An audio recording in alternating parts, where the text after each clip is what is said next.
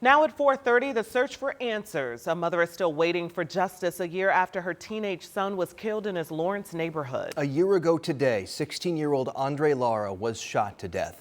13 News reporter Emily Longnecker has this mother's story and how she plans to honor her son. It feels like yesterday. Only it's not. It's been exactly 1 year since Mauriahn Hall got a phone call that changed her life forever. It's 8:36 when I got the call about my son being shot, but he was on his way home. Hall says she had just texted her son Andre, who was out riding bikes with friends in their neighborhood. He was supposed to be home at 8:30, and Hall could see from the tracker on Andre's phone he was nearby. Less than an hour later, though, Hall ended up at Methodist Hospital, where doctors pronounced her oldest child dead. I would never say my son is somewhere better at all. He was taken. Taken, says Hall, by another teen who allegedly shot Andre, someone Hall says had once been her son's friend, a kid who lived just behind them and had spent time at their house. He would come to our house, my son would go to his house. I knew his parents.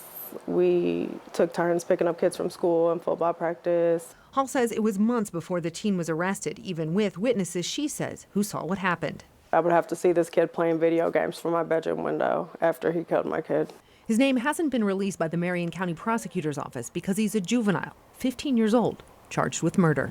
According to the prosecutor's office, they've asked a judge to transfer the case to adult court.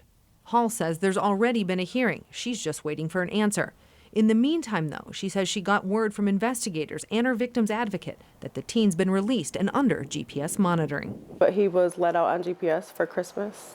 Hall spent that Christmas trying to comfort her youngest son. I will never forget the times I had with my brother. Now Hall's focused on what comes next, hoping it's a date for her son's alleged killer in adult court.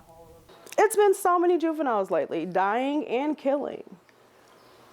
And if they don't start holding the juveniles accountable, I don't think it's going to stop. Emily Longnecker, 13 News.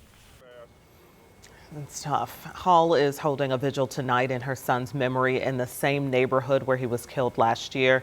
That starts at 7:30.